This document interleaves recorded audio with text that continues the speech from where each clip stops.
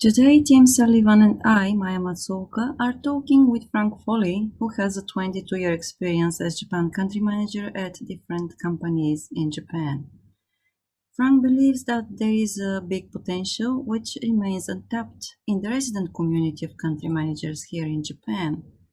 These managers have an important role in informing future decisions around hiring, training, and ongoing support of the country managers. Frank, what's your real world experience based advice to those who are going to hire the next wave of Japan country managers? Right, thanks very much. Thanks, Maya, and thanks, Tim, for inviting me to this great group. And thanks for the people joining today so early in the morning and on an Olympic holiday. And I'm sure we're all delighted to see the Olympics has got off to a good start, including a huge win for the softball team and a great draw last night for the my favourite sport, the soccer team, the women's soccer team. I suppose, Tim, and this started, Tim, when we spoke down in when I visited you down in Atami a little while ago. But I've always been so impressed with the caliber of like country managers and senior executives in Japan, and especially since podcasts took off quite a while ago, and I'm a big podcast fan. And recently with Clubhouse, where you get to hear even more and more. I'm just increasingly impressed. But at the same time, I've also felt that we're not, because the country managers and senior foreign executives, especially at Gaishike, we're not organized in any huge way. So I also thought maybe it's an underused resource, and maybe there's more that we could do to make ourselves useful to foreign companies, companies that are already here, and also new entrants. And then when I saw this announcement recently from the Japanese government to say that they plan to double the number of people on senior business visas over the next 10 years, I thought, well, maybe this is the catalyst to try and get some sort of organization, but try maybe a little bit more structure around the whole thing. Now, to be honest, and I'd be interested to hear from anyone joining today if they have any more information.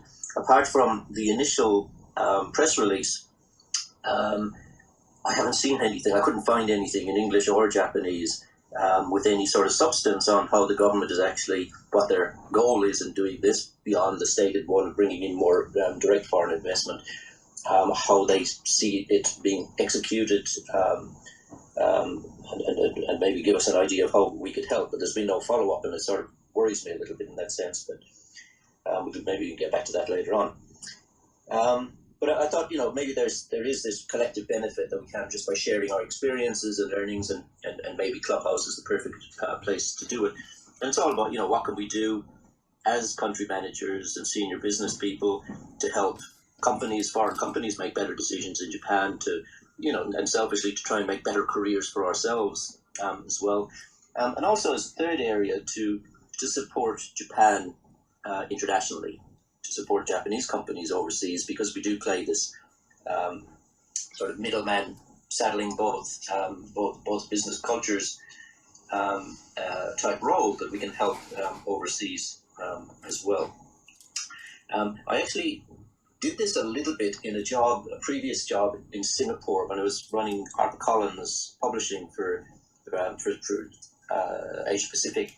And we had a group like this down there where we just shared, what we could share, obviously nothing confidential, but shared as much as we could, and it really did help. We had a regional heads get together once a month, and I found that very, very useful. So I'd like to talk today about three topics. Now, given the overall theme of Japan Expert Insights on the cultural, society, sociological, and even with Tim, anthropological aspects to all these issues, I'd like to focus mostly on that, on the business cultural aspects. So three topics, because you always have to have three topics. So the first one is on, it's sort of a big one, and what I think a very important one for me, and that's a framework for understanding Japan, and for us explaining Japan. Just quite simply, I think the more or headquarters or bosses understand about Japan, well, the more support we're going to get. And over the years, I've found myself, and I've seen other people in this situation as well, where you're sitting with all of the international managers from all the other territories, and all of their presentations are all very straightforward. But when it comes to Japan, it's here comes the different one. Here comes the one where we have to switch off all the logic that we've always known, and I don't think that's a good thing. I think there's a better way of presenting Japan that's more understandable to people who are not quite so familiar with Japan. So that's the first one, is this framework for understanding Japan. The second one is to look at then thinking of that, applying that sort of that culture to the selection and the support of country managers. I think, and this is a difficult one because obviously there are all sorts of sizes of companies and stages of development in industries, and there's so much that's unique to all these things. But to try and, collectively look at what's happened to date, and maybe try and come up with some guidance to really, make us as effective as we can, and make our companies as successful, and avoid some common mistakes you see happening time and time again. The third one is really about problem solving when things don't go right. There's a massive, it doesn't happen that often, but when it does happen, it's a huge cost for the company when there's a problem with their leadership in the Japanese company. And obviously there's a huge individual cost and risk, a career risk to the individual country manager, because usually it's a high profile job. And I think my observation is that there's very little sort of knowledge structure around dealing with problems when they come up. So at the end, I'd just like to think a little bit about that. Just very quickly, to give a little bit more background on myself. So I've worked in Japan for over 30 years now. I came first as an exchange student, did Japanese and Japanese society at Griffith University down in Brisbane. I'm Irish born, but moved to Australia when I was 14. So I was educated for the most part down in Australia. As Maya mentioned, I've worked, of the 30 years I've worked here, 22 have been as a country manager. And that's been in companies ranging from quite small, maybe 8 to 10 people. The largest was around 80 people, so still relatively small companies. I've mostly worked for two companies. One is News Corporation, Rupert Murdoch's empire, and that's been in two main areas. One is publishing for HarperCollins, and more recently for Harlequin Romance. And then the second company within News Corporation was on the cable satellite TV with Fox Channel, National Geographic Channel. The second company is Hit Entertainment, and Hit Entertainment is now owned by Mattel, but it is a character licensing company, lots of kids brands, Thomas the Tank Engine, Pingu, Bob the Builder, those sorts of brands. Hit Entertainment also owned Guinness World Records at the time, so I ran that business at the same time. And then, it's mostly a licensing business, so we're taking those brands and characters and working with, a whole range of industries, from, toys and themed entertainment, apparel, education, publishing, everything, licensing content and brand to those things. So a lot of exposure to lots of different industries in Japan. I've also worked for some Japanese companies. I was seconded to Sky Perfect TV in the early days of when that was being set up. I worked with Universal Music Japan, and then my first company was actually Hitachi down in Brisbane. Right, so to jump in quickly to the first topic, and Tim and Maya, and actually anybody, anytime at all, just jump in, and if there's anything that's not clear or you have a question, just jump in at any time. So this framework, the first topic then, the framework for understanding Japan. As I said, I'm a big podcast fan, and I'm a regular listener of things like Japan's top business interviews, the one that Greg Story does now and then, Disrupting Japan, Business Karaoke. All of these I found really great. In Clubhouse, Jason Ball's Business in Japan I found great. Japanese Politics that you do, Maya, I listen to that all the time. And listening to all this, as I said, you just blown away by the caliber of people and the great discussions that you get on these things.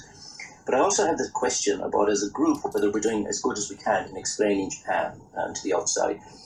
And the thing for me is when it gets on to this idea of difference.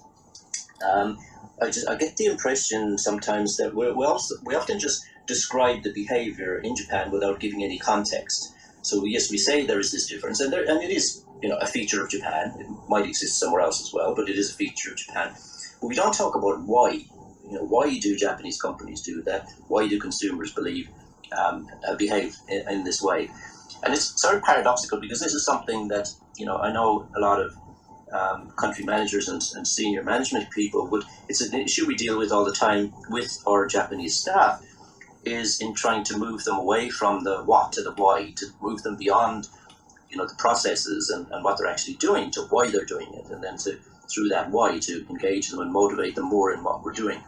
So we're very aware of it in that context, but when we're actually talking about Japan in general, we don't really try and explain Japan in terms of the whys. On top of that, I get the feeling that there's this other sort of something layered on the top, that there's something really special about Japan's differences.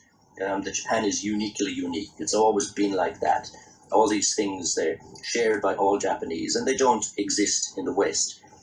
And terms like omotenashi and ikigai and giri and gaman, and these terms are thrown around as if they have some a much deeper meaning that I think they actually have.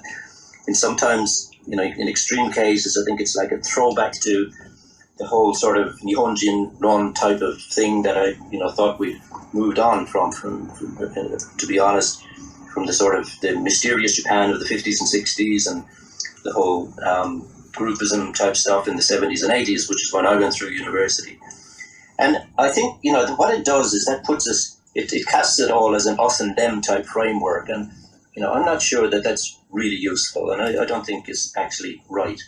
As business people in any country, where we're running a business that's in a culture that's different from our head office's culture, what we're trying to do is to understand all these cross-cultural differences, and then use those to inform better decisions about market entry and about ongoing success in that market. So I think we should really think more about sort of more rational decisions of behavior, and look for the why decisions. I've been thinking about this a lot and never really happy with the way I was actually describing it myself, and I was looking for a better explanation. And to be honest, I had a bit of a eureka moment recently. I was reading a book for completely different reasons, but I came across an idea there that was very, very relevant. The book is, and I'm sure you're all familiar with it, and many would have read it, is the Business Reinvention of Japan, Ulrike Shade's book. I was reading it for, her core argument that, actually this idea of the lost decades is a bit of a myth, and Japan is actually in the background being very slowly and carefully planning a new strategy and organizational structures and everything to move into these more niche high-tech manufacturing areas, and I thought that was really interesting. But what really caught my eye was this theory, and some of you may be familiar with it, the tight-loose theory that she really uses as the basis for her argument in the whole book. And it's an idea that was put forward by a social psychologist, Michelle Gelfand. And the idea is that, basically she looks at culture as, as we all like, as a social construct, and it's made up of values, which are shared beliefs, and then norms, which are shared expectations regarding attitudes and behavior. And then she breaks down the norms into 3 dimensions. One is the content. So that's what, when we talk about differences, we're talking about that content, the difference we're observing. The second dimension is consensus, and that's the degree of agreement on the importance of that particular norm. And the third one is intensity, and that's the extent to which deviance is or is not tolerated. So Ulrike then applies that to the original research applies it to cross-country comparisons, and it doesn't look at content because obviously that's going to be different from country to country. There'll be crossovers and everything, but it's not really what you'd use to compare countries. She takes the other two, the content, the consensus and the intensity, and she ranks those by whether they're tight and controlled or whether they're easygoing and unpredictable. So that's where the tight and loose comes from. So she ranks cultures, societies, countries by countries that tend to look for the right way and then have sanctions against deviation from that right way, or ones that are loose and easygoing and unpredictable and experimental. She surveys almost 7,000 people in 33 countries and then comes up with this ranking. And, no surprise, Japan comes out at the tight end. And the US and countries like Australia and New Zealand are at the loose end. Now, I like this for two reasons. One is it puts Japan in the context of other cultures.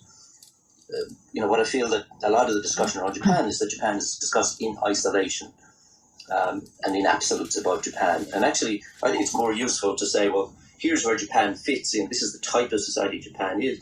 Here's where it fits in the whole thing. We can actually see some similarities in countries ahead of Japan in the tight scale, or Norway, Malaysia, India, Singapore, and South Korea. Japan comes after that.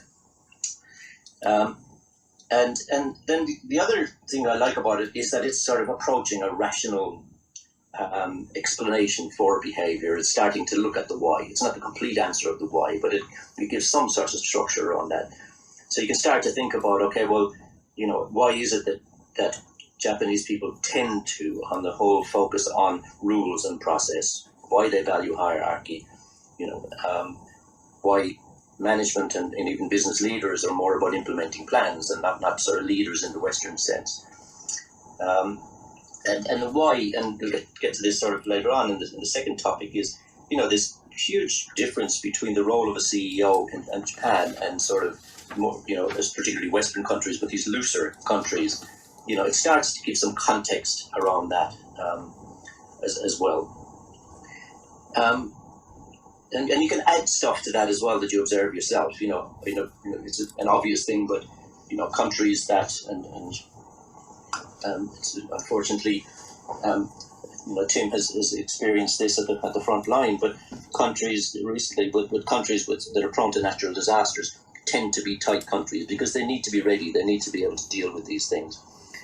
I've always used the explanation to my own head office of trying to give them a rational explanation that they'll understand about Japan. Is that what I've always said? What you need to understand about Japan is that it's a country with scale. Plus, it's got a single language, Japanese, that's only spoken in Japan. It's never been colonized. And you add these things together, and that's when you end up with this sort of what's often called the Galapagos syndrome or situation, whatever it's called. And so then when you add this sort of Galapagos equation to the tightness thing and everything, you can start to see why these barriers to entry come up, and why Japan is seen as a difficult country for foreign countries, for Western companies in particular. Unlike there are other countries with a single language, like Korea is a single language, Thailand is a single language, but they don't have the scale.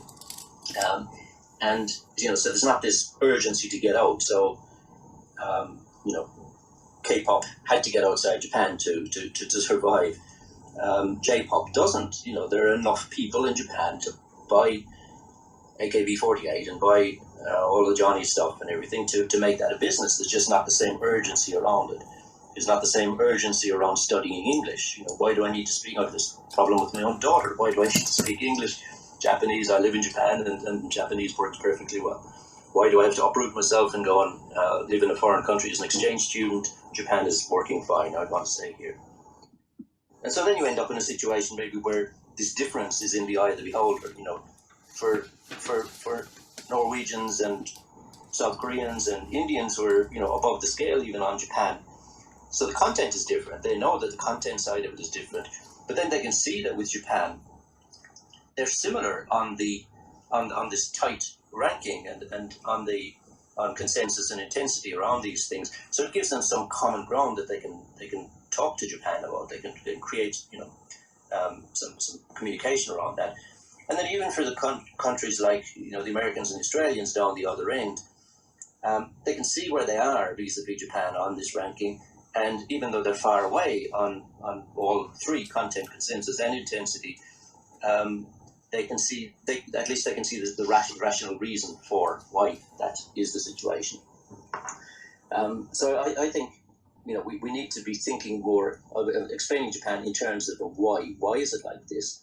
And then explain sort of the relevant parts of the culture or business practice to our head offices. Now, I don't know if this tight loose theory is the ultimate answer. It probably isn't.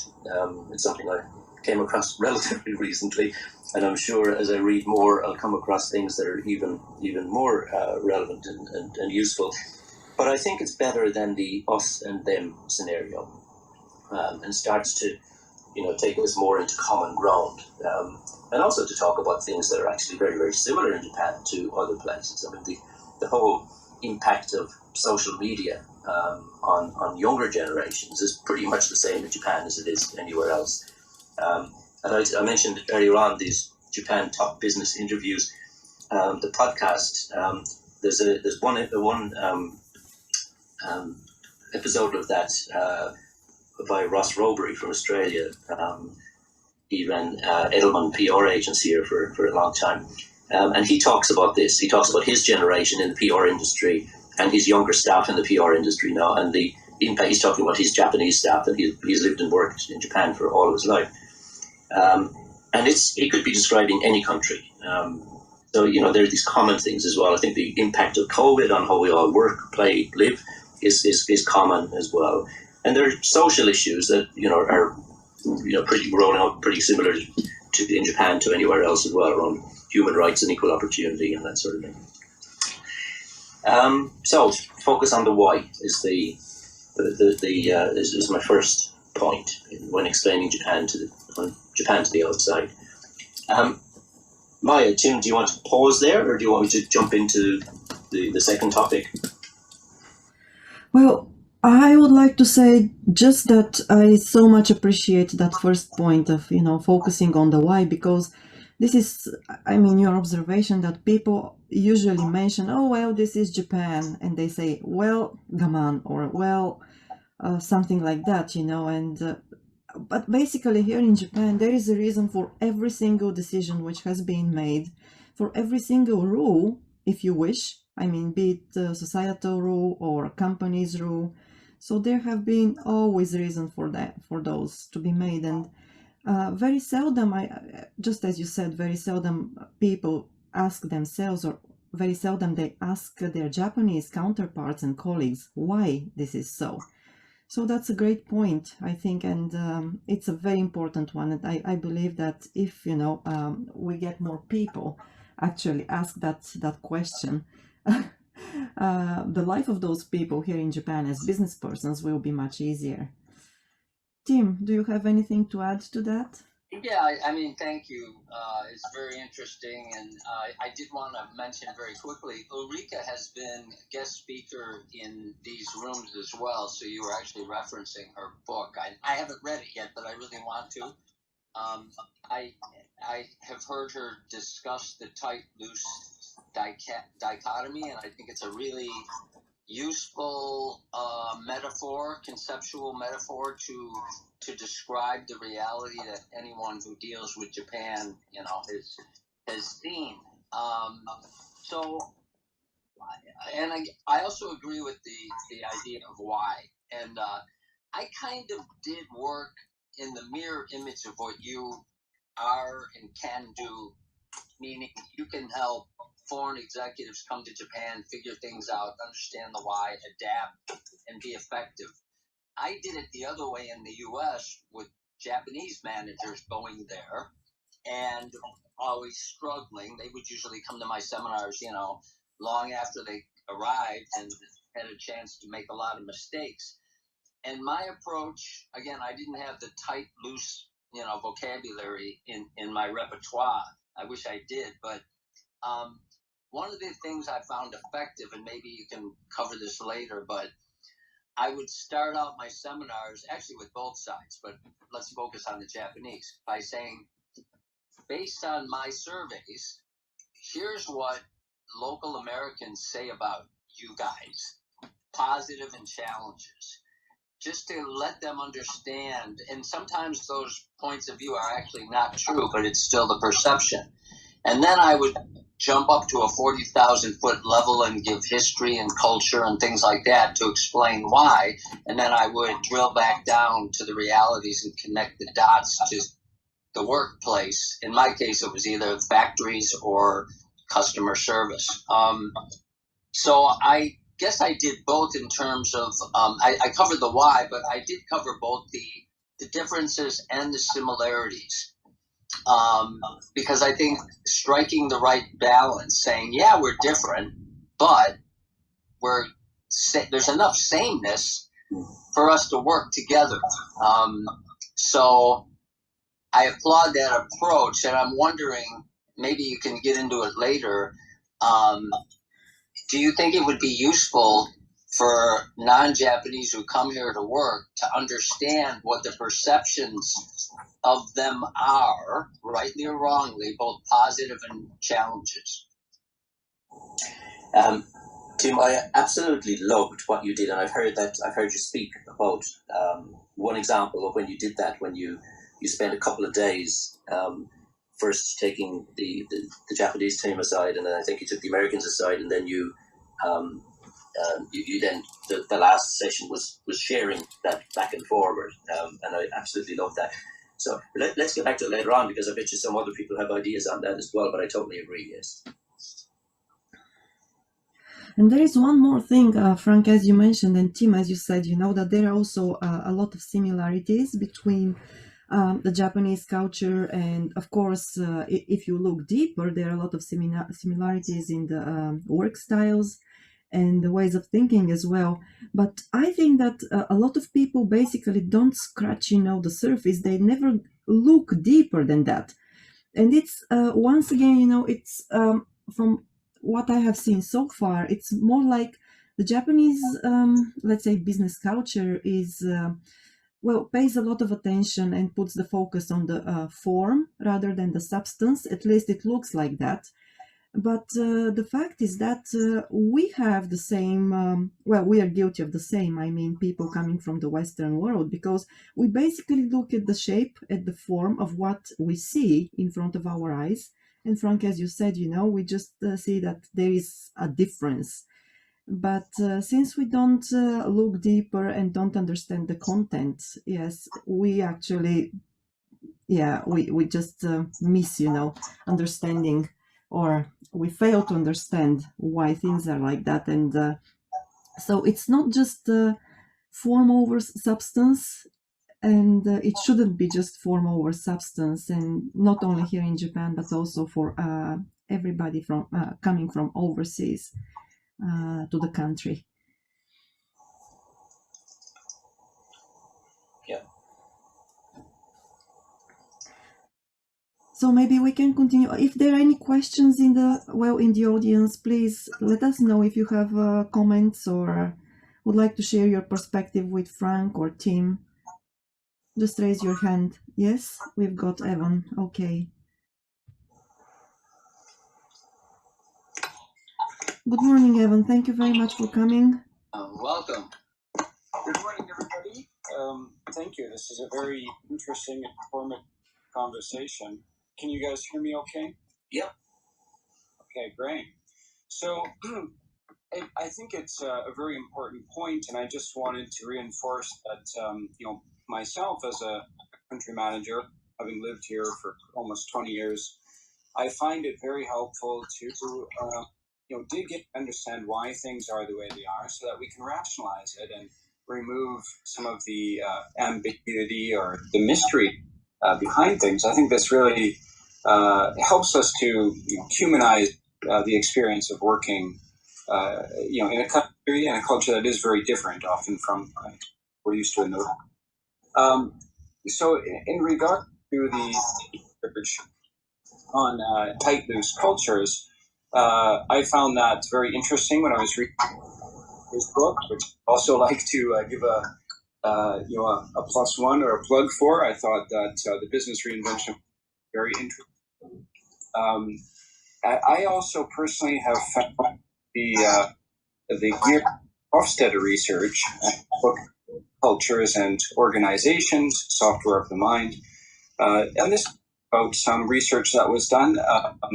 I've mentioned this Ulrike, it may be out of date because it was the 60s and early 70s the original study was done, but it talks about things like certainty of certainty acceptance. Something that I've found very, very helpful for understanding Japan is that we often label Japan as being a risk, but that may be incorrect. I think it's more uncertainty of risk. If things are mapped out and clear and the risks are understood, it's a culture that I often will take. So that, those little nuances, understanding that it's more necessary to remove than it is a risk avoidance issue, that there are tight culture norms we need to try to think with when working here. These insights, I think, are absolutely key to allowing us to maintain sanity while working in this culture. I really laud any effort made to rationally understand the culture like this. So just wanted to give my reinforcement there. Thanks, guys. Thank you, Evan. Thank you. Frank, shall we continue with the next topic then? The second point. And let's come back to that because I think that's a really interesting point. The nuance. But you can look at the same thing in a slightly different way, and it automatically presents it in a more rational, constructive way. Okay, so the second point is the guidelines for selection and training support of country managers.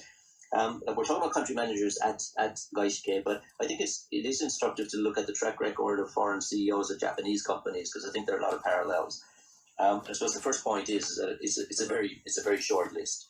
The high profile people are obviously Carlos Ghosn and Horace Stringer at Sony, and Christoph Weber at Takeda Pharmaceuticals, Sarah Casanova at McDonald's, and there are others as well, but it's a short list.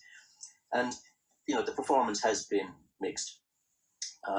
One survey I was looking at, they looked at 30 years between 1990 and 2020, and shows that on their measures that less than a third of CEOs, despite having expertise in what they were doing, didn't deliver the results. So it's very, very, very, very difficult, very, very hard. Of course, that happens for all sorts of reasons. It's often been very messy. Carlos Ghosn, it's a complicated issue and everything, but I don't think he did us all favors at the end of the day in sort of how all that was handled. The same way with after the takeover or merger of Takeda Pharmaceuticals with Shire, just the way they handled the board and board membership and squeezed Japanese out, appointing a French CEO and everything. They just did things that really riled their Japanese partners from the start, and that sort of stuff obviously doesn't help. So it's not surprising that there's such a small number of foreign directors on listed Japanese companies. The last number I have is about 350 out of 40,000. That may have gone up a little bit because I know there's been some attention to pressure from the Japanese government for diversification on boards, including adding foreigners and women to boards. So it's probably a little bit better, but it's still very, very low, probably well under 2% foreign representation on Japanese listed companies. Some companies obviously are making an effort, Rakuten, whether there's any real substance to it, Mikitani is trying to establish that as part of his company culture, that English, and for Japanese generally, that English is something that everybody needs to going forward. But it's still for most Japanese companies, they're only going to consider a foreign CEO in extreme circumstances, and I think it's important to look at the reasons for that, for why this glass ceiling exists. And I think you can apply the tight loose theory to this as well, and look at the different roles of senior management and CEOs in a Japanese company and foreign companies. And probably the simplest way to look at it is around how compensation is, the scale of compensation, of CEO compensation, of senior executive compensation, and also how it's structured. It's a bit a very, very general sort of presentation of it, but you could look at US CEOs in particular. They're treated like soccer stars. They're like Messi and Ronaldo moving around from team to team. They're sort of at that level. We read about these big, strong personalities out there. Their compensation is tied to the stock price for the moment, which is seen as the proxy for performance.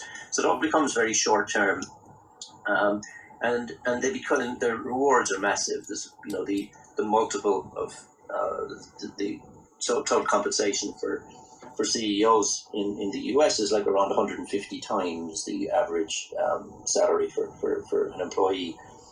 And in Japan, that's very, very different. For sure it's changing. And a lot of the change is because of some foreign non-Japanese CEOs who are in there. But generally, in Japan, the CEO is homegrown, comes up the ranks in the company. It's more of a long-term growth focus. The compensation is, although if you look at it like right through the whole, and Ulrike actually talks about this in her book of, you look at the compensation over their whole career, the difference is somewhat less, but it's paid out in smaller amounts. They're paid lower salary than they're in the C-suite for around 20 years between senior management, and then 6 years as CEO, 6 years as chairman after that, and then they get a relatively moderate pension after all of that. But even when you add all of that in, her estimate in her book, and the data she presents in her book, is that the average multiple for a Japanese company is 182 times the average salary. So you get these two very different business cultures. The US is driven by a superstar type culture, and Japan is driven by norms of fairness and appearance, and executive salaries that are grossly higher than the average one is seen as unfair to employees. So the whole thing becomes structured around that. Executive pay is on the rise for sure in Japan, but change is slow. So how does this relate to the country manager situation then? None of us are in the Hedone and Casanova range, I'm sure, but there are some parallels. And one is that you're basically you're looking at the same four choices as to the type of CEO. Whether it's a Carlos Ghosn type of company outsider, Japan outsider, and they're brought in crisis type situations. Ford and Mazda did the same in the 90s, where just some drastic stuff had to be done, and it was actually better to have someone who wasn't familiar with the company or with the country they were operating in, because they had to do some pretty drastic things. The second one is company insider, but Japan outsider, and that's McDonald's case with Sarah Casanova, and that in that case they made the judgment that familiarity and intimacy with the company and the brand and the product is more important than knowledge of Japan. I saw that myself in the toy industry as well, with the CEO of Toys R Us for a while, and also of Takara Tomy. And the third one is the company insider Japan. Company insider Japan insider. So that's the ideal case. Pretty rare, but someone who's brought up within the company, as happens in Japanese companies. It could be a Japanese person or it could be a non-Japanese person. It's obviously the ideal case. And then the one that most of us, I'm saying most of us just based on my own experience, but that a lot of people fall into, and the one that's the most common, is that you're brought in from outside by the company, but you're a Japan insider. You have considerable experience in Japanese business culture, and that's probably the most common one. So that's one, is that you're basically looking at the same types of CEOs as the Japanese company case. The second one is just getting back to that sort of attitudes towards the role of the CEO and around fairness and in terms of compensation and benefits and everything. I mean, I think that's the same as well. The scale is different, but it's not viewed well by Japanese staff when they're being paid at a certain level, and then the boss who comes in from the outside and knows nothing about Japan is living in a beautiful apartment in the center of Tokyo and has expensive club membership, and that sort of stuff is seen as excessive in the same way as it is in the Goan type of case.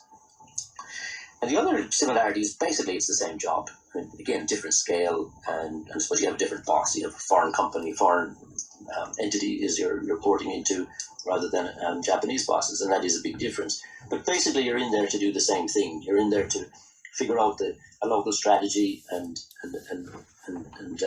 drive that strategy, to motivate and take care of the local team, deliver on the goals. It's huge outward-facing responsibility that we all have as country managers. You're the face of the company, often very high profile in the media. You're an ambassador type of role as well, managing key partners, communicating, responsibility for everything that the company does. All of these things are pretty similar to the Japanese case as well. So I think it's relevant there as well. So, given that, sort of putting the four choices in looking back at that culture and what is the best option, and there's a huge bias when I say this, but I think it's people like us. I'll say the fourth category, the people who know Japan, are often the best choice for country managers, and I'm not sure if that's the case enough. I see it more often that companies go for the option of bringing someone out from head office. That was certainly the case, say 15, 20 years ago, slowed down for a little bit as the economy slowed down. But now, I see the same thing happening again as companies start to come out of COVID, and they feel they've got to put more attention on Japan, that I sense that the same thing is going to happen all over again, and we're going to have this influx of expats from head office. And when the Japanese government is talking about increasing the number of foreign executives, they immediately cast it in terms of foreign business visas. So they're just assuming that these people are going to be coming in from the outside, and they're not looking at tapping into the resource that already exists in Japan. Now, I personally feel, and I feel this very strongly, that faced with the option of teaching Japan to an outsider, or second one of teaching a company to a business savvy Japanese expert, I would go with the latter every single time. I also think that that's the Japan expert will be seen perceived more favorably by the Japanese staff. There'll be a better fit just because you'll speak the language, you understand the culture, and you'll fit in much better. So then it becomes about how do you try and ensure success for that country manager who has come in. Now, they're not familiar with the company, so in supporting this country manager, they really need to have a thorough onboarding process. And some companies are great at this, but some companies are just very, very perfunctory, procedural around it, and there's not really enough thought goes into what does this country manager in Japan really need to know about our company. So that's just very, very important, a thorough onboarding process. I think, depending on the size of your company, obviously, but a strong COO, a strong second in command in the company, and that will usually be a Japanese colleague, is really, really important. And the relationship between that country manager and the CEO, the second in command, is absolutely essential. They don't have to be Japanese, and I know of cases where that isn't the case, and it works really, really well. But having a strong person in there who's going to support the country manager is critical. And that person is going to be more focused on the local team than the country manager is. Even so, that person's relationship with the staff is critical. And then the next important thing is going the other way, and that's the skillful and experienced boss, usually the head of international. And the most important thing is that this person has the country manager's back. There are things that are issues that are going to come up with your head office that you've got to deal with. And it's just important that the default position for the for the head of international is to understand what the country manager is trying to do and to support the country manager in doing that. And then trust, sort of wrapping all that up, I suppose, is just trust up and down and sideways is the key thing. Now, the last thing, and this leads into the final topic, so maybe we'll pause again after this one. The last thing is a really strong HR function. I think it's something that doesn't get enough attention in a lot of countries, but especially in Japan. HR is just seen as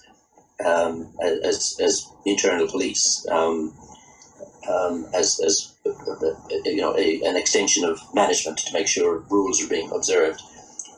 Where it really needs to be something that is about goal setting, motivation, engagement, and recognizing and performance and rewarding performance, and really helping drive the business in a proactive way is one important role.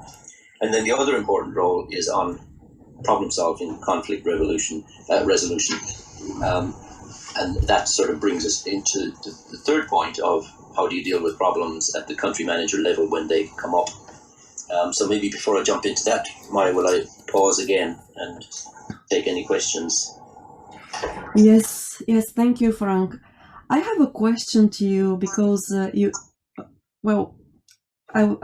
want to hear your answer, based on your experience, but there is that opinion here, among the foreign expatriates that for managers, especially, top tier managers, it's better not to speak Japanese, or even if you speak the language, you shouldn't use it when you're at work.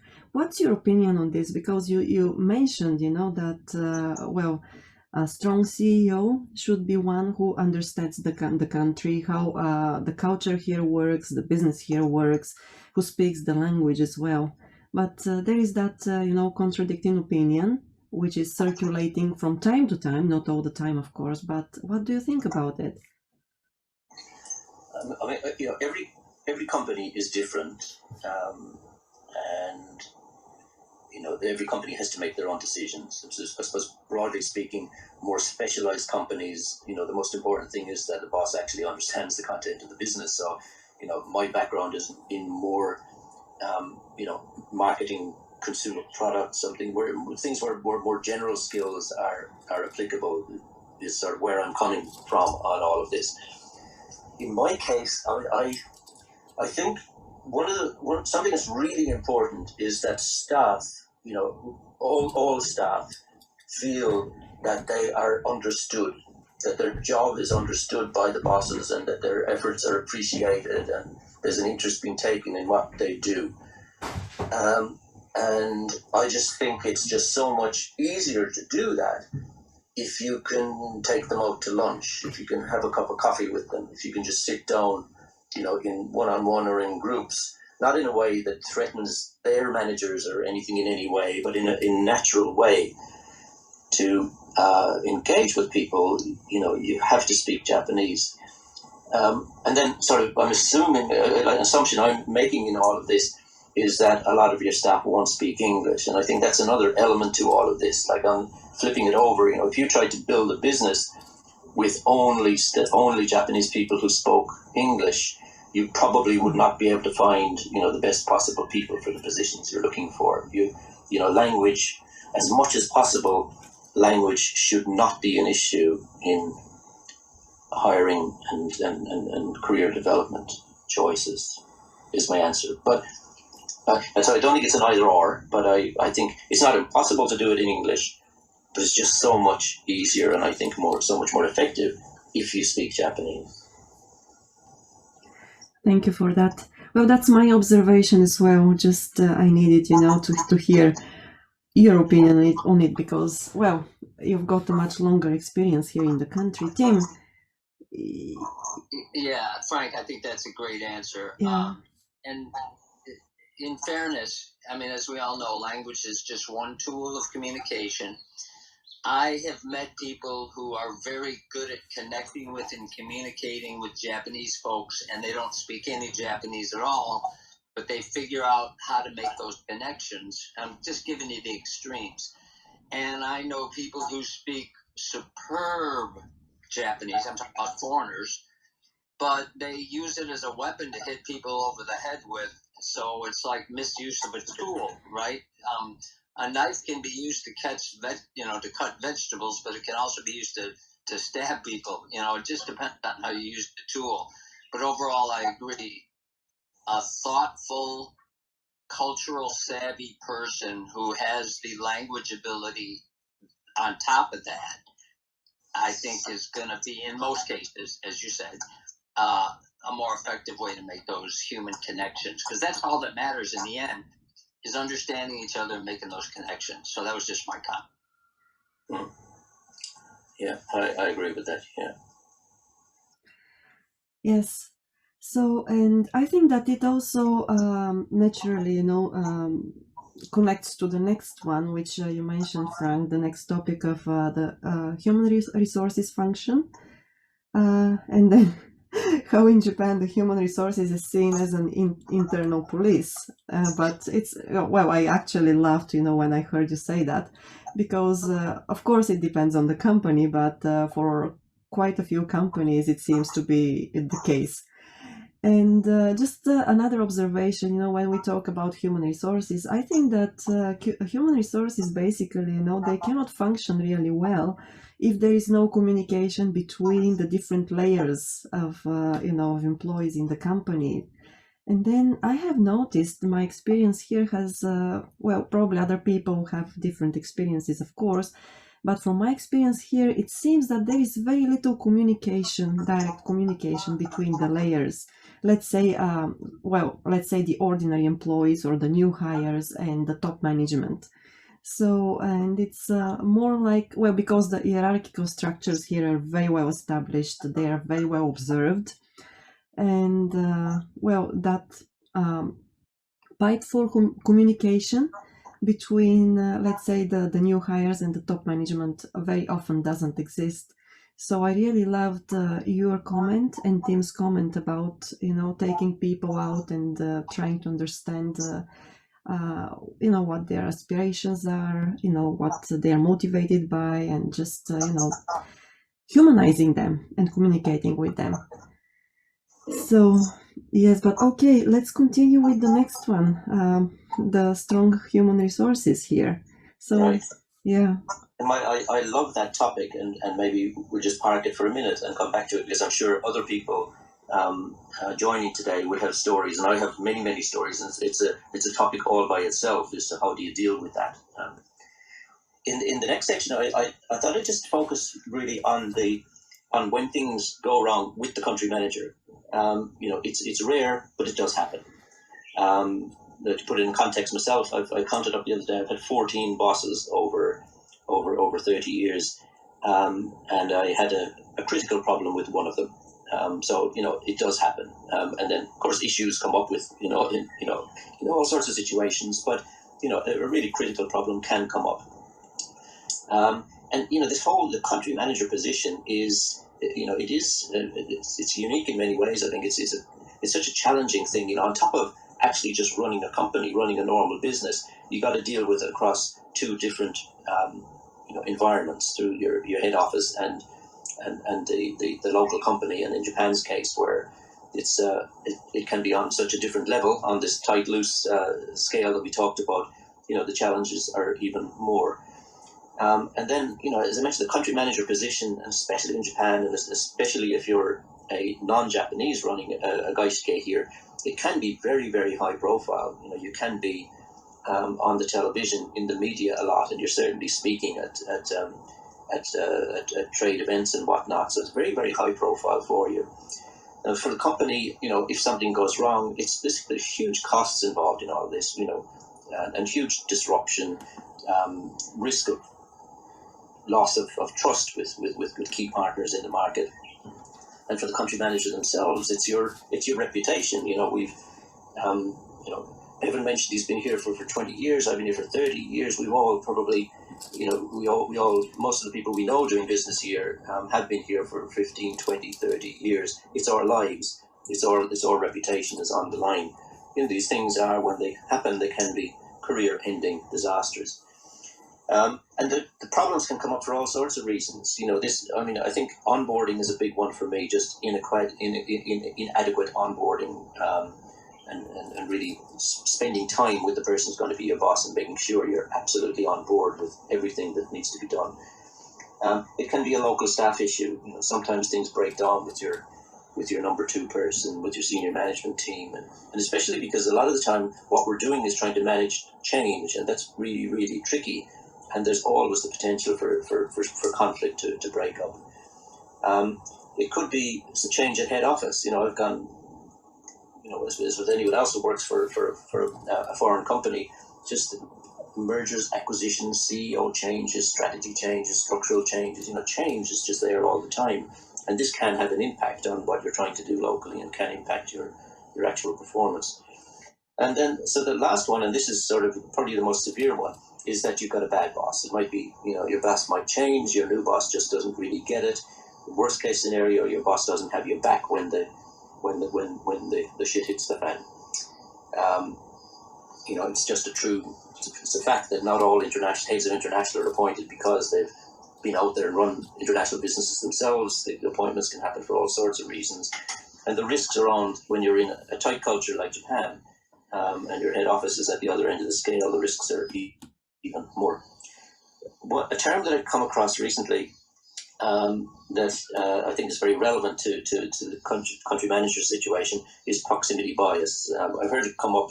There was a discussion about, as companies start to re-emerge from COVID, and people are given the option of working in the office or at home, there's going to be this bias that comes out that people who want to or are able to work more in the office will have more exposure to the boss and to senior management. So there's this bias built in by their proximity to the boss, as opposed to the person who, for whatever reason, needs to work at a distance. But this is, when I was listening to it, I said, well, that's what the country manager's job is that you've got this proximity bias. You don't have access to the CEO all the time. You don't have formal and informal networks, mentors, unless you were transferred out from the company. But for people like me who were hired locally, you're sort of weak on all these fronts. You don't have an HR support mechanism. There's even very little legal protection, unless you've really been able to negotiate a very strong contract. These days, your contract is quite likely at the discretion of the board, and your board is quite likely to be your boss. So if things break down with your boss, you're in real trouble. Now, these things are rare, but they do happen. And when they happen, my observation is that there is no process there to deal with it. There are no third parties. HR, at least in the companies that I've been involved with, the HR department wasn't geared up to take care of these types of issues in the international scenario. I just think it's important to really look at this, and especially for a market and this tight loose thing. The bigger the gap between where your head office is and the company that you're working in on a tight loose spectrum, the more risk there is to for the country manager themselves. So that's all on that. That's really most of what I want to say. Just to summarize quickly, so let's make it easier for ourselves by explaining Japan better.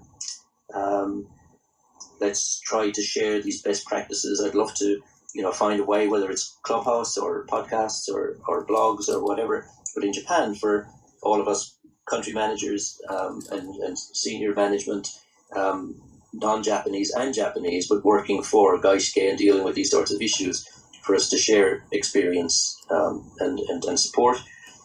And then the last one is, let's think about how we protect ourselves. It's a self-interest for sure, but we are in a vulnerable position. And I think this sort of conflict resolution at that senior level for country managers is something that we should think about more. So that's all I wanted to say. Thank you, Frank. I invite, before we comment on what you just said, I invite everybody who is listening to join us. Please feel free to raise your hand. Let us know that you want to talk, so that we can bring you up on stage. Don't hesitate. This is supposed to be a discussion at the end of the day, not just a one-sided, narrative. Please join us.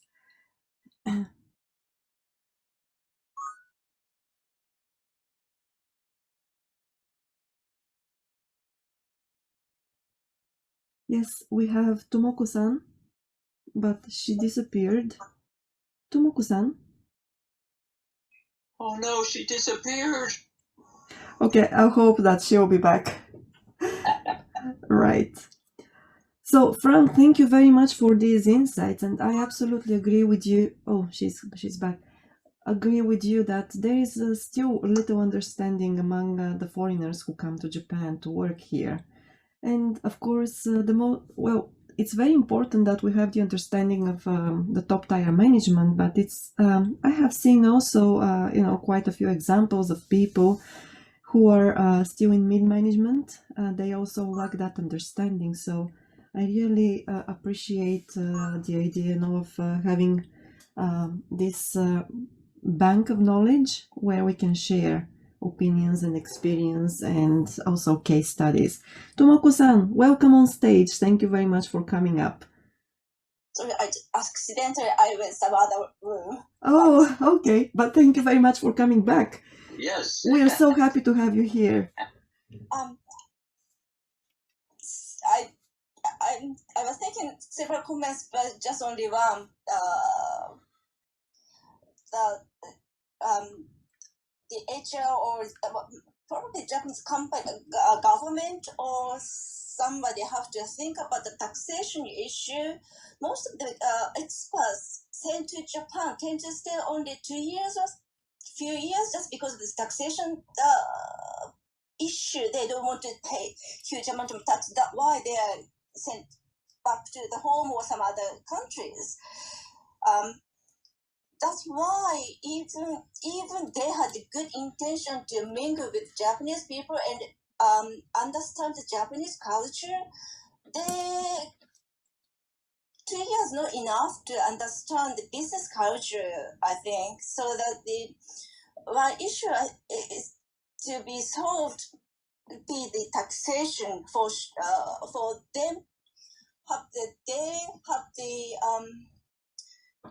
Have more intention, not intention, incentive to stay in Japan longer makes the experts or some foreigners to appreciate or understand Japanese culture, makes them more become like an ambassador, unofficial ambassador for Japanese people or Japanese companies or countries to address how Japan is very attractive or how other people also can handle the situation. That's what I've been thinking about. So I do hope someday, especially Japanese government now addressing that they won't have foreign investment more. Want to morning is not really good period for me. That's why I do believe the government needs to rethink about taxation for foreign expats. That's the comment I wanted to make most. I'm done speaking. First, Tomoko, thank you for a non-morning person. Thanks for joining at such an early hour on a holiday. So, to be honest, like my focus is really, I believe that that people who are experienced in Japan and not necessarily from the company themselves are better country managers, and that's a big statement to make, but that's sort of my assumption. So the people that you're talking about, where it's probably quite a specialized business, where they really have to, it's a difficult business because it's a specialized business. So the company decides, no, we have to have someone from head office go out there. So then your question is, can we work out how these people can stay longer? I mean, I'm not really on top of the taxation law, although I do know that it's 5 years for when you're liable for income overseas in Japan, which is an issue for many foreigners. I'm not sure if the 2 years thing is more a tax thing or a visa thing, but I think a lot of these people also have different reasons for returning. It might be that 2 years is just right for them in terms of their longer term goals within the company. They don't want to stay away from head office structure for too long because they'll miss out on other promotions. I think there are all sorts of reasons there. But my focus is really more on people like me, people who've been here for 15, 20, 30 years, and whether foreign companies should be looking more carefully at us as people to run their companies rather than sending someone out for just 2 years and returning to their head office just when they're starting to get their feet wet. That's true. I also do agree strongly with you about they should think about those people already living in Japan, understand Japanese culture, whether or not they do speak English, Japanese. I just strongly agree with you on that point. Right.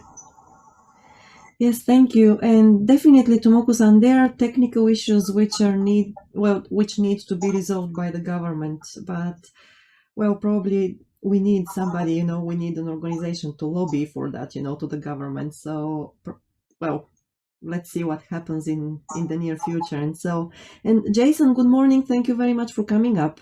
So what's your comment today or your perspective on the topic? Good morning, Maya. Hi, Frank. Hi, Timothy. Everyone. Okay. I just came up to talk about the hiring comment you made. I just shared it on LinkedIn about if you want to build a strong company here in Japan and you try to do it with just English-speaking people, you're probably not going to find the best people for each of the roles in the company, which I thought was a very good statement, Frank, and it talks to the assumptions, or sometimes perhaps even unthinking assumptions made by head office and people tasked with building a new office in Japan, that it's going to be fairly simple to find the staff here. And even with your comment, they might think that's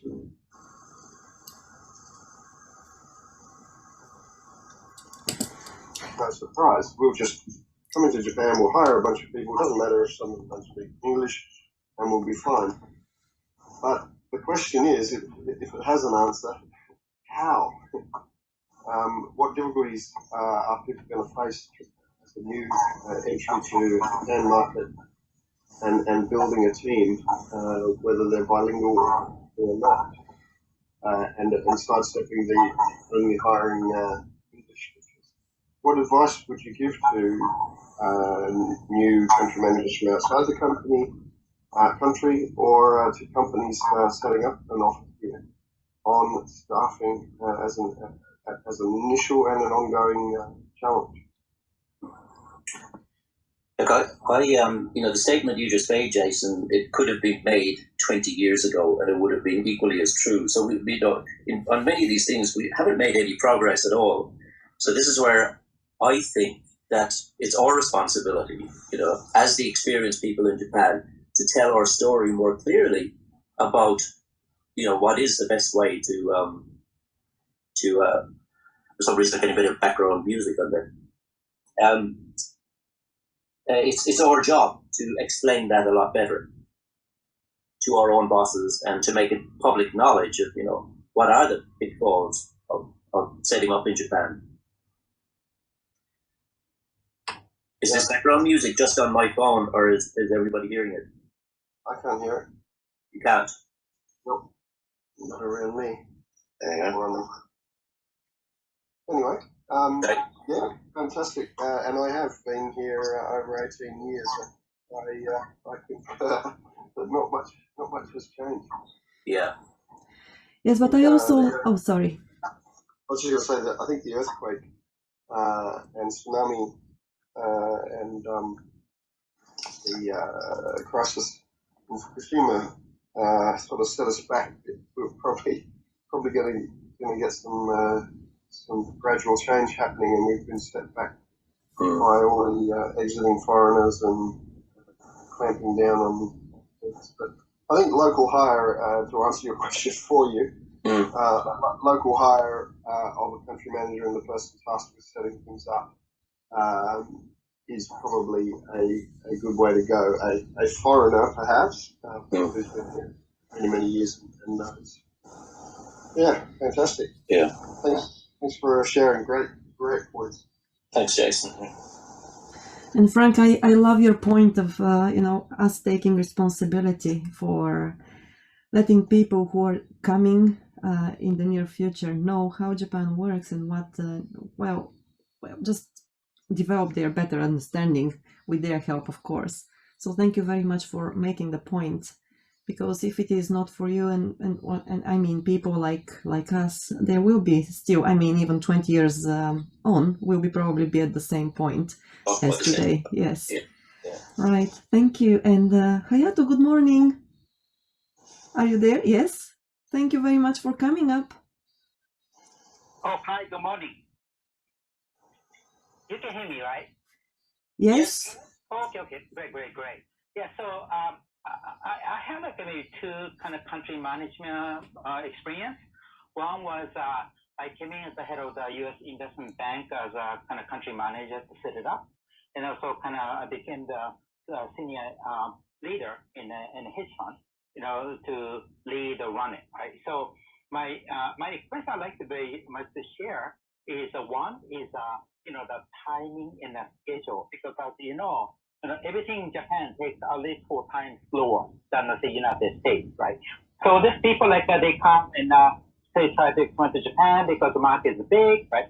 Then they want to see the result within 1 week, But nothing really happens in Japan 1 week, So from the very beginning, my experience is it was hard to try to manage those expectations, particularly with the timing. That was my challenge, all the time. And it's the other way around. So if we want to take say Japanese product or company to say US globally, and those guys, think that the rest of the world is going to work as slowly as Japan, and that's not, as that's not the case, right? Everything in the US moves by at least 4 times faster than Japan, right? So that has been my kind of biggest challenge on and I said being a country manager, bring out to the global market. Yeah. So then another kind of a challenge I had was say for example U.S. companies, or a European company, when they want to come to Japan, those guys don't understand their kind of social position in Japan. So those guys want to have a meeting with say the board director or CEO of NTT Docomo right away. So I had to really put those guys down to where those guys are, and I try to understand what really takes to kind of get going, all the way. So that has been my challenge. And I think that was, I guess, many maybe advice say that Japan is a relationship country, which is true. But sometimes, I know those relationships could take too long to build it. It could take years, as you know, right? So in the meantime, we cannot be sitting for years just drinking and dining. So sometimes I did, I had to just call and try to get those guys to move. And so in one of the business I have kind of led was I'm like an entertainment advisor out of Los Angeles. We co-founded. And I just called the dancer, and I became their a global lead advisor for the entertainment industry. Right. So sometimes I guess we just have to don't listen to those because we are non-Japanese. So maybe sometimes non-Japanese way may work. So that's my kind of experience I'd like to share with you. I'm done talking. Thank you. Thanks very much, Hayato. And I mean, my first response is really the same as I said to Jason, is that, what everything you described there would have been the same 20 years ago, and it's still the same today. So really, we're not doing our job as the experienced country representatives in getting this stuff out there and establishing the ground rules much more clearly for Japan. And it is all about sort of explaining why things are like that. I don't think it's enough to say that things take 3 times as long in Japan. We've got to explain, why that is the situation, and then, obviously manage expectations around all of that. And this is where I think, things like the relationship with your boss, I've seen so many times, is just a crucial thing. If you have your head of international or whoever you're reporting to gets all of this, then it's going to be smoother. If they don't get it, you're going to be having the same conversation on every weekly call or monthly call. So that's really why I think the attention has to go. There has to be more attention on that, supporting the country manager, supporting the success of the country manager in all sorts of ways, and then us country managers doing a better job at establishing what the rules of engagement are in Japan. One more point I like that. I tell those guys, all the time, Japan is a big country. The G7, on GDP basis is number 3, but it's like a small village. Unless you become a member of the village, you're like a fucking tourist, There's no voice or no position or no opportunity. But some people think Japan is sophisticated, like the US or like Europe, but it's not the case at all. But it's a very small community. Sometimes okay. That's a great analogy. Yeah. Thank you for that. Thank you for that, Hayato. Really, it was a great analogy. And let's see, Yuka, good morning, or it's good evening for you. Yeah, good afternoon. Thank you. Oh, good afternoon. Yes. Actually, I was supposed to have a dentist appointment, and it turned out to be tomorrow. So anyway, I'm sorry. So I was driving all throughout your talk, Frank. So I apologize if I have missed it. But you talked about salary gap between the host country and the country managers. Actually, my question was, see, and then this is where I got wrong, but you just said your focus is, someone like yourself who has been in Japan for long time, so like a local hire, you just said. So I was just thinking, if someone is sent by a host country to Japan, they're going to carry their salary level, and maybe that sort of transcend down through the whole organization, and it may lift up the whole salary level of the organization. But it may not be true, right? Because you've been in Japan for a while. Am I making sense? I usually don't. And today I'm so, I'm more brain dead than usual. But I hope you could make sense out of what I just said. Yeah, I think like the analogy that I was making between the country manager situation and then the Carlos Ghosn, Sarah Casanova type situation is that in Japan it becomes problematic if the CEO is perceived as being very elite and a huge gap, and then salary is one way of imagining of presenting the gap. And so my argument is that a local hire is going to have a compensation package that's going to be tolerable from a Japanese perspective, whereas a short-term transfer from head office is going to look worse because they're going to have a big expensive apartment and American club membership and these sorts of things. And again, I'm looking at this from the industries that I work in. I don't really know what it looks like from the finance industry or that Hayato is involved with or high tech or whatever. That's probably a completely different perspective. But from my perspective, the local hire is going to fit in culturally. It's going to fit in more in sort of the perception of fairness in terms of compensation with the other staff, as opposed to sending someone out from head office. So, can I sort of ask a, sort of like a additional question to that effect. My view, and I can be wrong, for the folks with same skill sets, Japanese employees tend to get paid lower. Maybe I'm coming from the financial industry, the standard. So, but then I'm hoping that everybody get paid based on their skill sets according to the global standard. If and then living cost adjusted. Would you sort of shed some light on how you feel about that? Or, am I just talking about like a dream world and then, I'm not being realistic? Jason, you've got a broader view on that. Do you want to make a comment there? Could you summarize it again one more time? I think she was talking about like a salary differential between Japanese employees and foreign employees. Right. If two folks with same skill sets. Yes. Well, I'm in the financial industry, so I can share with you some of the discussions I had with the head of the foreign investment bank. Right. So basically, I guess the foreign or those guys who bring in will be a lot higher, at least double, and maybe 10 times as much as Japanese get paid.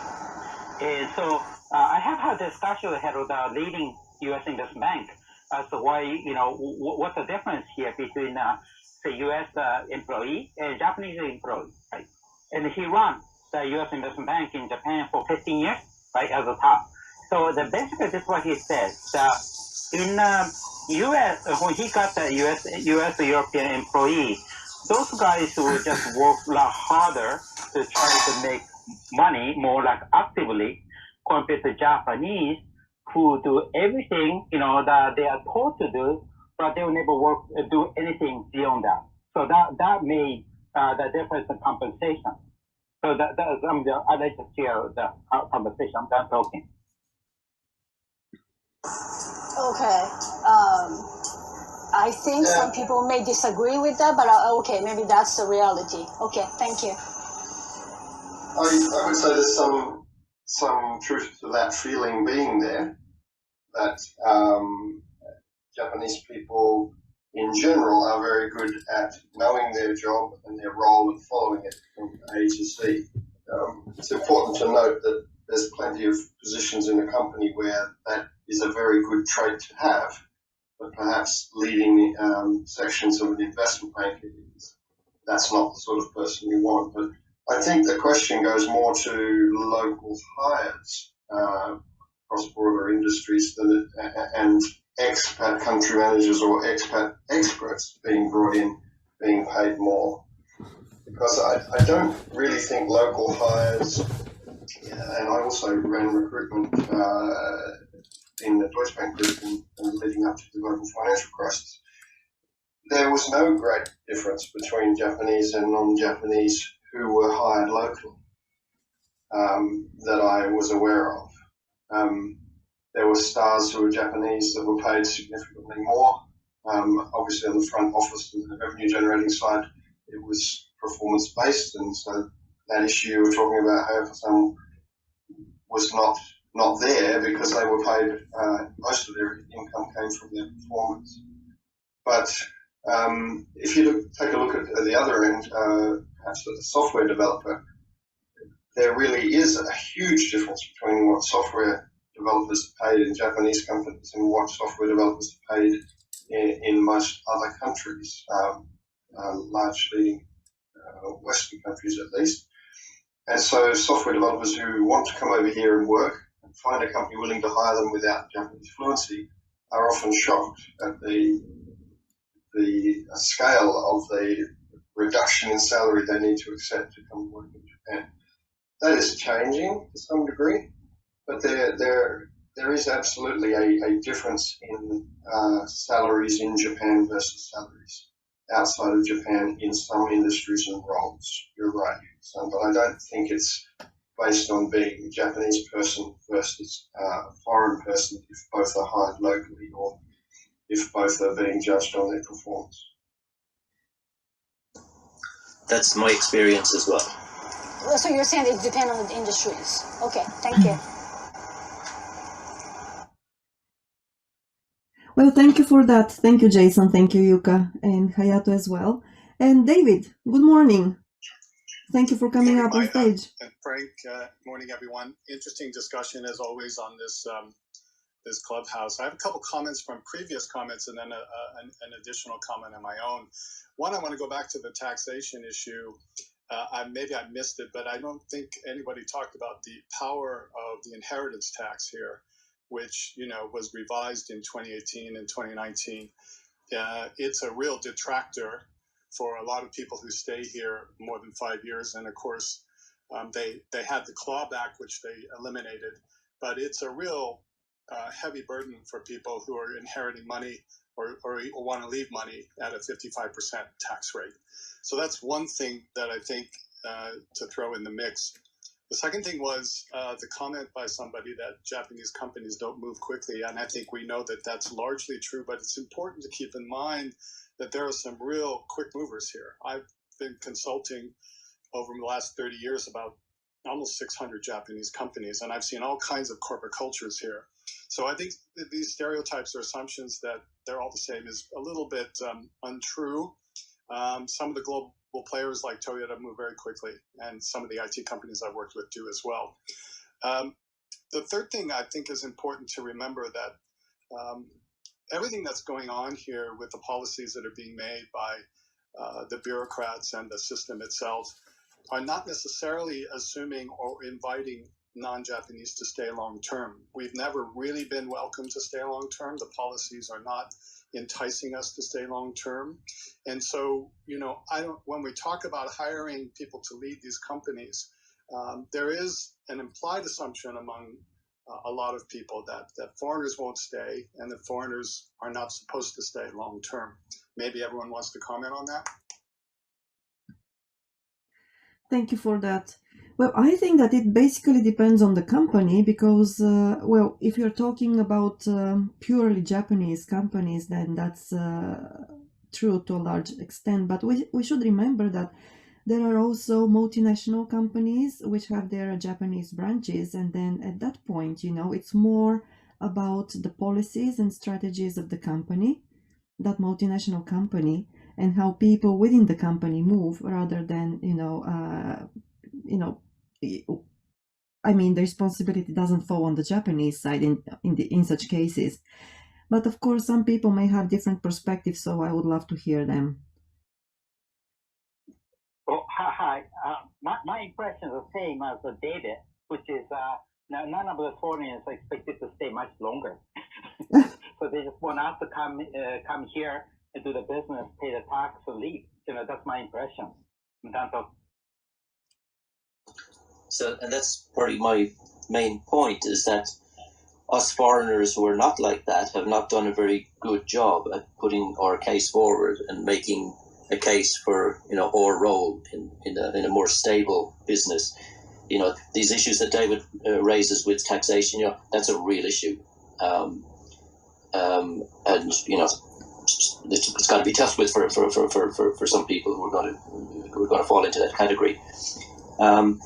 And then David, the second point about being careful to avoid stereotypes because situations are different across industries, across companies. That's absolutely true, and that's probably a point I've been trying to get across as well. Is that so? That's our job here is to explain the situation in our particular industry, in our particular company, in a way that makes sense to head offices, and then manage expectations along those lines. You're absolutely sure Japan is not homogenous in any way at all, and there are all sorts of cultures that we're going to come across within Japan. I totally agree. So I'm with you, Frank, and I'm in line with your thinking. I think it's a multifaceted sort of dichotomy here. We're not expected to stay, but then we want to talk about the advantages of having us lead in a place where we're not supposed to stay. So how can you lead if you're not going to stay? I mean, I remember working as a consultant for a project with an embassy here, where I went into the department that was having some dysfunction. There was a foreigner leading it, the division, and then there were all Japanese employees. And I did one-on-one interviews with all of them. I said, what's going on? What are the problems here? And almost every one of them said, well, we don't like our boss. I said, well, what are you going to do about it? Are you going to leave the company? Or are you going to the embassy? Or what are you going to do? No, we'll stay for 3 or 4 years. There'll be another foreigner that'll come. Maybe we'll like him. I mean, that was so revealing to me that they would just grin and bear it, the gaman, the shogunai of the situation, and that the expectation was there'll be someone to replace that person in 3 or 4 years. And of course, in the foreign ministry, that's probably pretty common. But it feeds on itself. So how do we make the case, Frank, that we should be leading when we're not expected to stay? That's the interesting dichotomy for me. Yeah, I suppose then sort of breaking it down is important, isn't it? My mind is more on foreigners who are not going anywhere. I mean, for companies that I've run, some of my staff wasn't even born when I first came to Japan. I have been in Japan longer than they have. And I think that's a sizable group, and I think it's a group that's sort of the point of my talk today, is it's a group that hasn't done very well in presenting its value to companies, and locally and to companies overseas. And then what you're talking about is then a perception across all foreigners, which actually applies to another group who maybe stay for a shorter time, but the assumption is that they're going to go back. Their own assumption is they're going to go back at some time. So I suppose distinguishing between those two groups is important, isn't it? I'm focused on more the ones who have got nowhere to go, like me. Yeah, no, absolutely. And I've been here 30 years too. Yeah. I mean, the thing is, we know our job is to become trusted insiders, or in Japanese, nakama. And how do you do that? You do that with time. And so the issue is all ningen kanke, human relationships. The themes keep repeating themselves. And I'm fascinated and intrigued by the idea of selling ourselves better. I think it's a great idea. I'm just not sure how we would do it on a systemic basis. What's your thought? Yeah, you're right. And I don't have an answer for that, but I think we could start by just trying to collate shareable information from experienced people. I'm not sure if it's probably a blog or something where we start collating this stuff and then making that information available through podcasts and publications, and we're just getting a little bit more organized, I suppose. Yeah, I'd be keen to join. That's a great idea. Yeah. I think sharing success stories can be very powerful as part of that way to, get the point across. Any thoughts on that? Yes, I agree with you, because we have noticed here in Japan that, criticism is not taken really well by the local population, and it's normal. I mean, most of the people are not good at, accepting being criticized.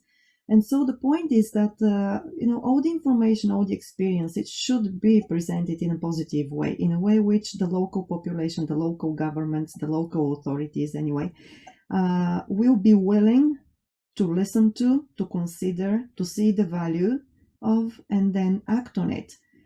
Because, I have noticed it with so many foreigners here who are very willing, to criticize and to point their fingers at this and that and, whatever. But we still need to learn how to actually get our message across, as Frank said, present our value in a better way. And I think that just, saying you're not right to the Japanese side is not the way of doing it. So the point is, Tim, as you said, putting together success stories and case studies is probably the best way to go at this point of time. I totally agree. Focus on the successes, because it's the best way of showing what works, and it's also the best way of showing, that the alternative probably does not work. I've registered Country Managers Japan, or countrymanagers.jp, with the intention of, and I'm still trying to figure out exactly how I'll move forward with it, but on trying to create just an ukezara for these types of success stories. We come up with topics and ask people to, drop in stories in as unsanitized a way as they can, but obviously, people don't, not only for confidential information, but just to set up something where we can at least start collecting this stuff. On that note, I'd just like to say I think that's a great Frank, and I'd also like to thank Maya and Timothy for this platform. I think the group that we've got here on Clubhouse is a great group for this, for raising awareness for the base and for getting more market feedbacks that as country managers we can be more effective. So thank you everybody for your efforts. Hear, hear. Thank you, Evan. And David, you said that you've got a couple of other comments as well. No, I covered them. There were three different areas I covered, but thank you for coming back to me. Thank you. Well, Ren, I would love to hear your perspective on this as well. Hi. Hello, everybody. Thank you for bringing. Thank you for letting me join you. This is a great room, and I'm dealing with this country manager relation almost every day. But my question is not about my experience. If I may ask Frank, if you remember when Mazda, the automobile company, was owned by Ford, and Ford had sent their executives to Hiroshima to be the Mazda CEO. And I think there were 2 or 3, and they have really turned Mazda around. In fact, I think there was a Ford global platform. They had to choose an engine from Volvo. Volvo was owned by Ford at that time, or Mazda, or Detroit, and they chose Mazda's engine as their global 4-cylinder engine. And there's a term called, you may know this, there's a term called Mazda Mafia, because these CEOs from Mazda, when they returned to Ford headquarters, they went all the way up, either CEO or maybe chairman. So for some reason, it worked really well. It helped Mazda, and in fact, some people in Hiroshima has mentioned that Ford brought the good part of the American culture to Hiroshima. Ford hired more female executives. So it seems like everything was going really well. And then these executives, these CEOs of Mazda went back to Ford, became even more successful. Do you know a little bit about this story? And if you do, would you care to share with some of the things that Ford may have done right that we can learn from? I have to admit, I remember it happening. It was Henry Wallace, I think, was the main person, wasn't it, who came from Ford too. I don't know. My perception is that it was a more welcoming Japanese company than in, say, the Nissan case. They needed to be rescued. They needed to be helped, and then I don't know the detail, but it seems that it was handled properly. I'd really open it up to there may be other people in the group who know more about it, Ren, and maybe ask them to step up. Anybody? Thank you, Frank. I know this may not be the most convenient question to be answered because you have to really know what happened there, but I try. But thank you for your answer. But one thing, using this as an example, one thing I have observed was, at least based on what I have observed, those people coming from the headquarters and becoming a country manager or Japanese subsidiary CEO tend to be more successful than hiring a local Japanese people who happen to speak English well to be the country manager. Maybe it's just me. I have been watching many situations like that. Or is this, can this be generalized? Or is it too risky to generalize this? Do you have any comment on that? I mean, apart from saying that has been my experience as well, and I wouldn't like to generalize beyond that, but what I've found myself that works, and you obviously have to have the scale in your company for this to be possible, But I found that what works really well is when there is teamwork between a non-Japanese country manager and a Japanese COO. That has worked really well for me, and we've been able to just divide up the tasks, where my job was primarily, while understanding what's happening in Japan, my job primarily was head office relations, and my number two person was more the COO, whose responsibility was primarily running the local business. And of course, we were across what we were doing ourselves. But that partnership is something that's worked really well for me on at least 3 occasions. Thank you for sharing that experience. How about the other way around? Have you seen a success story like that? For example, the CEO is a Japanese gentleman, but somebody from headquarters was sent to be supporting him as a COO to become his bridge between headquarters with headquarters. It really just depends on how the role is defined, the role of the person coming in. If it, the default position would be to perceive that as a threatening move by head office, threatening to the Japan country manager. It would have to be really well managed, and I'm sure it's possible for it to work in a positive way. I see. That the supporting person may be also looked at as some kind of spy if he's not doing carefully. I think so, yeah. In some way, a threat to the local country manager would be the default position. Yeah, okay. That makes sense. Thank you. Thank you. And, well, Mark, good morning. Are you there? Sorry, it's early, and I had to figure out how to unmute myself. Thank you.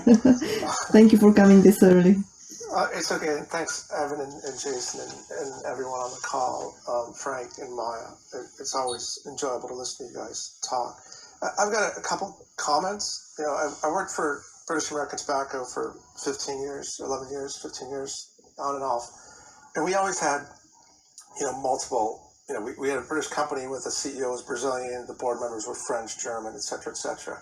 Working in the United States, it's very common that the big companies, their boards, their C-suite are not just Americans, but in Japan, in the Japanese companies, like I worked at Hitachi for a couple of years. It's starting to change, but it's essentially that everybody at the top is Japanese. And I wonder if that's part of the challenge, right? And take a look at Hitachi, because like the Ford and the Nissan stories that you guys talked about, or the Mazda, Ali Dormer is currently just been named the head of global sustainability for Hitachi, which is a very public-facing role. He's the CEO for 2 divisions now, the mobility division, which is elevators business, and their railway business. And Ali came up selling trains in the UK for Hitachi. And then also their automobile division is headed by a foreigner. And those two are really starting to change the culture of Hitachi, which is 300,000 people, of which 220,000 are Japanese employees. So I just think it's an interesting, I want to keep an eye on, because I think, to Frank's point, the more there's success stories in some of the old school Japanese companies with bringing in foreign executives that mesh well with the Japanese executive team and sort of respect the Japanese culture, but also nudge it to be a bit more global. I think that's where maybe the magic sauce is in this. And I think then that may potentially unlock other companies to follow that lead. I don't know what other people think of that concept. And I'll be quiet now and just listen.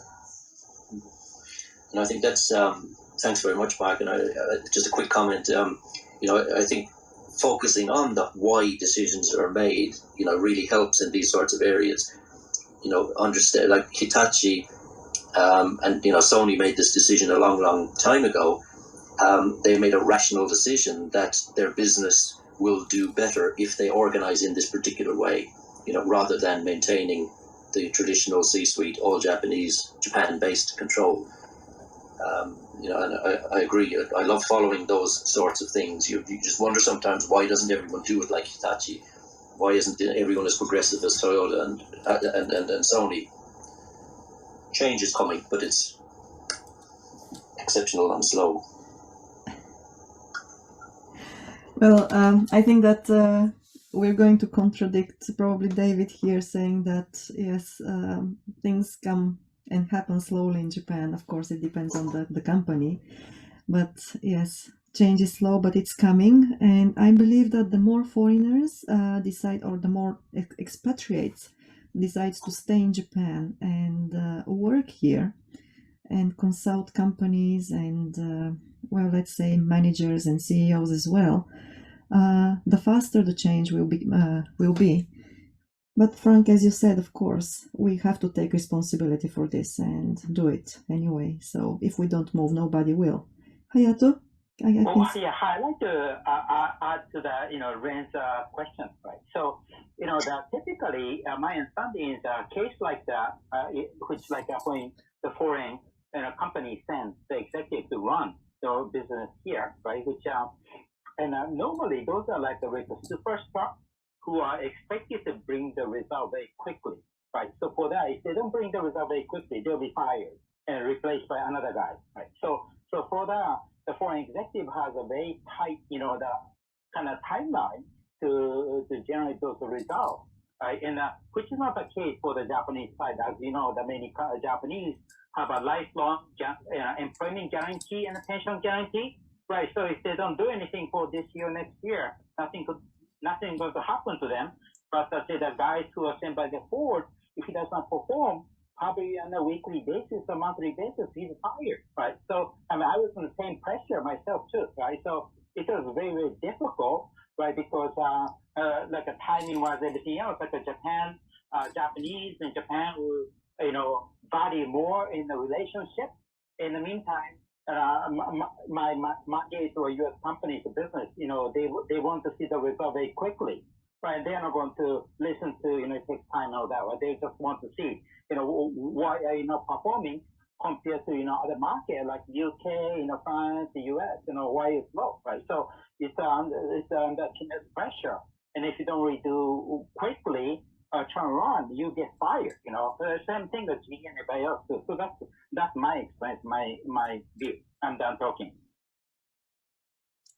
Thank you. We're back to the point of why things are happening here, and well, finding the explanation is obviously the way to go forward. Well, and Timothy, good morning. Good morning, Maya. Good morning, everybody. What a great room. I've been in the audience listening, and Ren brought up the case about the automobiles, and that's one of the biggest areas of investment and innovation and interchange between Japan and the United States and Japan and a lot of other countries. But the comments have been just so insightful and really spot on. I was at General Motors at a time when a lot of this stuff at Ford was going on, and a lot of the things at General Motors were going on too. And this idea of having an executive come in from overseas and fix things, everybody knows he's on a short leash. He's got kids that are in school, they're in an international school. They want to go back to their home country at some point. He's made a promise of 3 years, maybe 4. Everybody knows that. All the Japanese know that. They wait for it. They plan, they scheme, and they get their coalitions together. I've got to tell you, I have heard and been involved in so many hundreds of stories where this has just turned out to be just really, you make some traction forward, and then a disaster hits. You repair it, you kind of smooth things over, and you move on. So maybe in the process, you have made a significant forward progress, but there is a lot of damage. There's a lot of collateral damage. It's really hard. The mortality rate of people who are sent here is high. The mortality rate of people who are sent, English speakers, they're on the high track. They go back to the United States or France or wherever, and then they come back to try and fix things. The most famous story that I know of is what happened at Apple. They picked the marketing manager. They sent him to Cupertino. They got him kind of trained, and he came back to Japan. They made him president, and he took over Apple in Japan. He became so strong and powerful that Cupertino couldn't control him. And they couldn't fire him either because he had already kind of collected all of the forces within the company in Japan unto him. And so it took them a while to extract him. It's a there are lots of stories like that. So it still is a challenge. We still haven't fixed the right combination. We don't have the right sauce. It's an important market. It's very difficult, and most of the guys who are good at what they do, they're not involved in the drinking sessions and the scheming sessions that the typical Japanese are. And so in due course, people have better ideas than what those idiots in the headquarters are thinking of. So it's just a great mix, and what a terrific conversation. So thanks for letting me contribute. Thank you, Timothy. Well, it brings... Yes, Oren, okay. Just echo what Timothy just said. Timothy, a company called Panasonic, they have something called Panasonic Avionics that is headquartered in Chicago. Sorry, not Chicago, Seattle, to sell audio video equipment to aircraft for a passenger jet, passenger jumbo jet. And the avionics division made more profit, more than any other division in Panasonic. And when the news media asked the CEO, which is American, why are you able to make so many profit? And then his answer was, because we are the farthest division office from Osaka. So that was kind of, should I say, a sarcastic, but maybe a true statement. I don't know what you think, but I thought I should share that with you because you mentioned about headquarters. Timothy. Okay, I think we lost him, so maybe later when he comes back. But No, sorry, okay. You didn't lose me. I'm preparing for my 10 o'clock meeting, so I'm just kind of listening while I'm getting prepared. So sorry, I can't really respond adequately, Ren, but always, yeah, that's a famous story there too in Panasonic and avionics.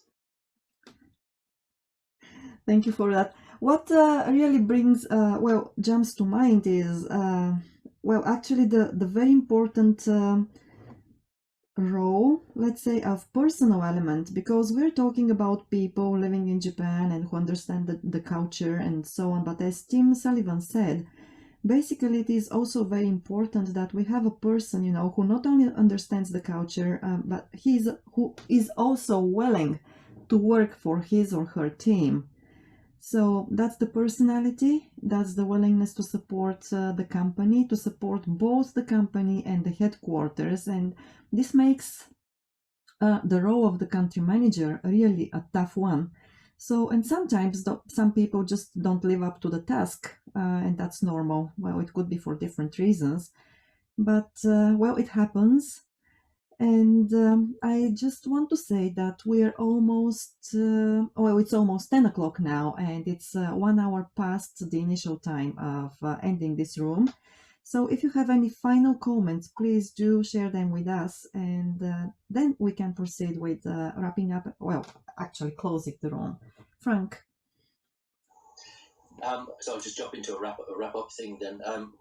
Thanks so much to everybody. As always, and so other people have said this, just the quality of the discussion and the enthusiasm, and as Tim Sullivan said at the start, the great mix that we've got here of Japanese and non-Japanese is just it's quite unique, I think.